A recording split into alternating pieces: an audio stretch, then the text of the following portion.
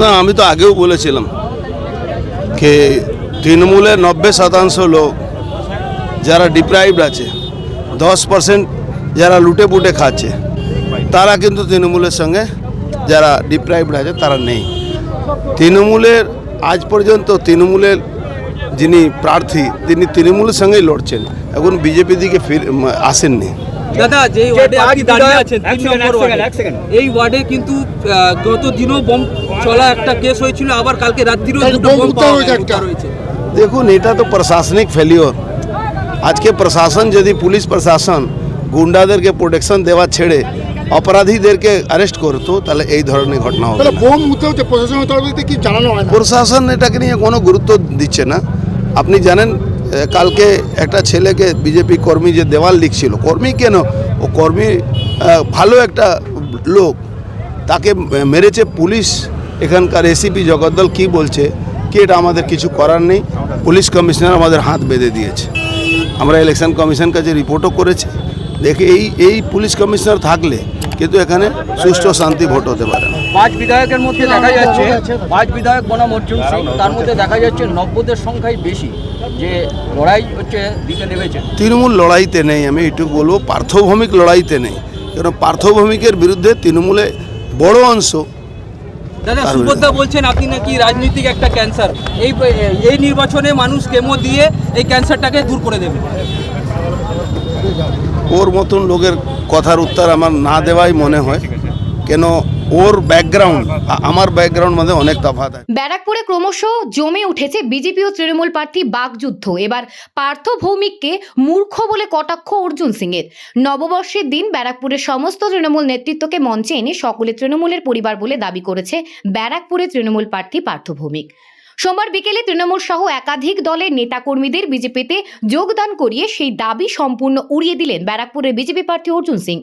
এমনকি নৈহাটি গৌরীপুর মিলের প্রসঙ্গ টেনে এনে পার্থ ভৌমিককে মুখ্য বলে কটাক্ষ করলেন বিজেপি প্রার্থী অর্জুন সিং। অন্যান্য দিনের মতো এদিন একাধিক প্রচার কর্মসূচি সারেন বিজেপি প্রার্থী। তার মাঝে ব্যারাকপুর মাতারাঙ্গিতে বিজেপির কার্যালয়ে শতাধিক তৃণমূল সহ একাধিক রাজনৈতিক দলের কর্মীদের হাতে বিজেপির দলীয় পতাকা তুলে দেন অর্জুন সিং। সেখানে তিনি সংবাদ মাধ্যমের মুখোমুখি হয়ে বলেন, তৃণমূলে এমন বহু নেতা কর্মী আছে যারা তৃণমূলের অন্যান্য দুর্নীতিগ্রস্ত নেতাদের মতো লুটে পুটে খাচ্ছে না। সেই 90% লোক তৃণমূলের মধ্যে থেকেও তারা বিক্ষুব্ধ।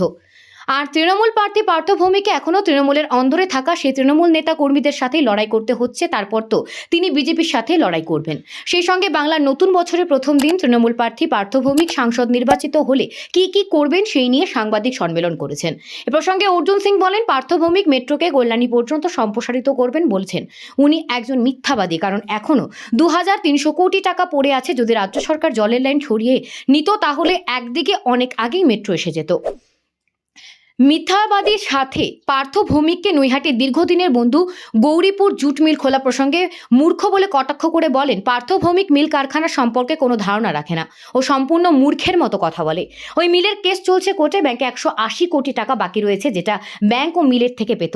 সেই মিল বললেই খোলা যায় না। পার্থ ভৌমিক সারা জীবন মিথ্যা বলেছে। 2300 কোটি টাকা, 2300 কোটি টাকা এখনো পড়ে আছে। রাজ্য সরকার ওই যে জলের পাইপলাইন না সরাবার জন্য টাকাটা এখনো পড়ে আছে। যদি সরিয়ে দিত তাহলে অনেক আগে মেট্রো রেলের কাজ শুরু হতো। জিজ্ঞাসা করা হয়েছে পার্থদাকে যে গৌরীপুর মিল নিয়ে কি বলবেন। উনি বলছেন আপনি নাকি আপনার ইন্ধনেই নাকি গৌরীপুর মিল বাধা পড়েছে। দেখুন, ওর মতন পাগল বেওকুফ যে একটা জানে না ইন্ডাস্ট্রির ব্যাপারে, সে আমি তার উত্তর কি দেব? একটা ইন্ডাস্ট্রি বন্ধ আছে, 180 কোটি টাকা ব্যাংকের বাকি আছে। একটা ইন্ডাস্ট্রি তার 600 কোটি টাকা পিএফ গ্র্যাচুইটি ইএসআই বাকি আছে। এর একমাত্র রাস্তা ছিল, যেটা আমি মমতা ব্যানার্জিকে আজ থেকে 7-8 বছর আগে বলেছিলাম, কি আপনি এই কারখানাটাকে একোয়ার করে নিন, একোয়ার করে অকশন করুন। যে কোনো লোক এটা বিট করলে, যে গভর্নমেন্টের টার্মস অ্যান্ড কন্ডিশনে বিট করলে সেই কারখানা চলতে পারে। আজকে এই কারখানাতে কিছু নেই, সব চুরি করে নিয়ে গেছে। ট্রাক লাগিয়ে ওখানে পার্টস, পুরজা, জেনসন, নিকলসন, গৌরীপুর সবাই মাটি অব্দি চুরি করে নিয়েছে। সে কারখানাকে বলছে আমি চালু করাবো। দিদি ছবিতে মিষ্টি খাওয়াচ্ছে, বাজি ফাটালো। আর একটা মানে মূর্খ লোক এসব করতে পারে। আপনি মামলা কোর্টে চলছে, আপনি যতক্ষণ গভর্নমেন্ট, হ্যাঁ একটা গভর্নমেন্টের প্রসেস আছে যে গভর্নমেন্ট একোয়ার করে এটাকে চালাতে পারে, অন্য কেউ পারে না। সুপার স্পেশালিস্ট হসপিটাল তো গোলঘর আছে, সুপার স্পেশালিস্ট আপনার বিএন বোস আছে, কল্যাণী আছে, নৈহাটি আছে। কি হাল হয়েছে নৈহাটির সব ডাক্তার মাতৃসদনে কাজ করে, 200 টাকা যেখানে 20,000 টাকা এই সনত আর অশোক চ্যাটার্জি তারা ওখানে লুটে পুটে খাচ্ছে।